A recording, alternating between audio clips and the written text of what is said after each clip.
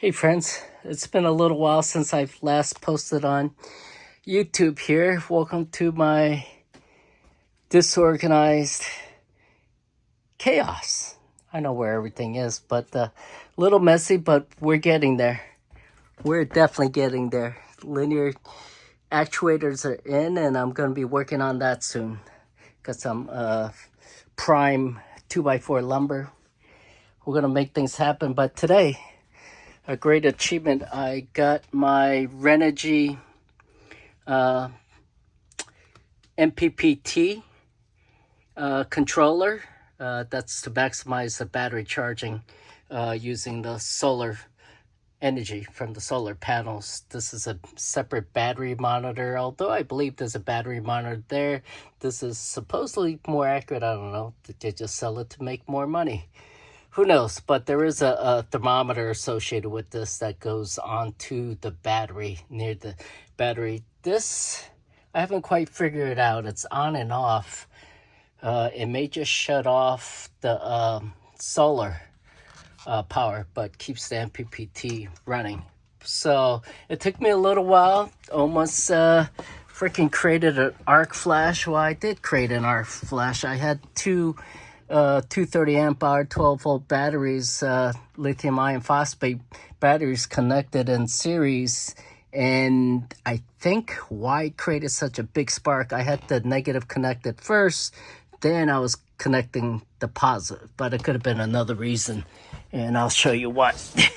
So let me shine some light in here. So I've been trying to follow various YouTube people, and they're all confusing. They're all confusing.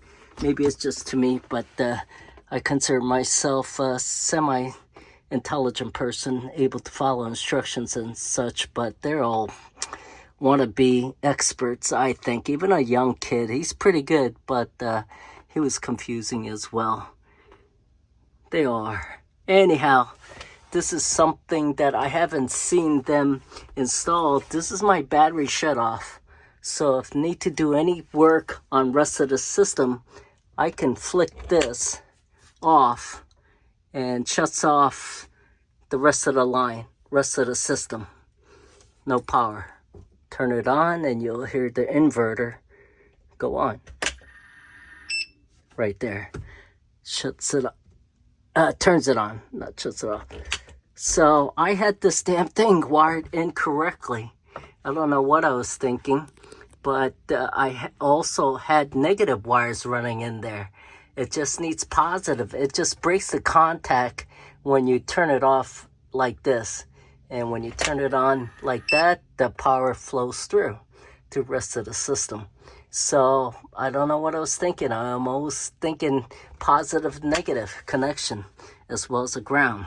So I took those negative wires off, unnecessary. So it flows from the battery, comes through here, a breaker, 170 amp, which I learned from the young kid, supposed to be expert on there, so I think he's right. So if too much energy draw, surge, breaker clicks off and stops the power from going to the rest. But this powers up to the 12 volt accessories, anything that want to connect to run 12 volt, but I primarily will be using it for my LED lights and such.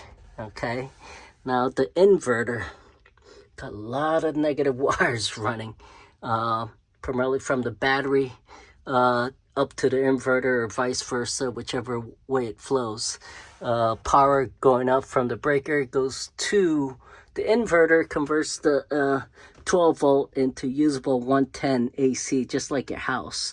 Now somehow I am going to bring 110 to my electrical panel here and wire it up with the 20 amp and 30 amp breakers, because right there I got a water heater which requires a 30 amp, so I'll be wiring that to my 30 amp breaker there. Now I heard the young kid that's the expert say, hey, you know, if it doesn't have wiring, just direct wiring to plug in the wires to take it to the main panel, he would just upgrade and such, but I'm not going to do that. I'm just going to plug in. Let me show you. There's 3 outlets. I'm going to make a plug, take it from there, and bring the power to the bus here and drive into the breakers and go to my outlets and to my outlets, and also the water heater.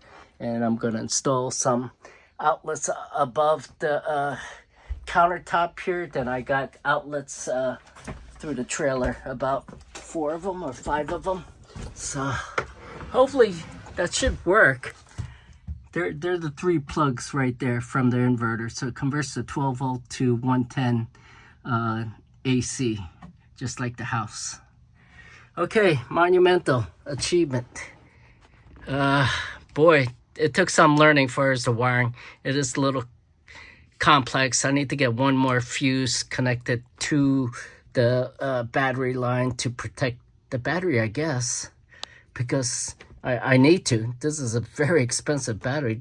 This is a $700 plus battery, and I got 2 of them. I do have to learn because I want the capacity of 230 amp hours. But connecting 2 of them, does that increase to 24 volt?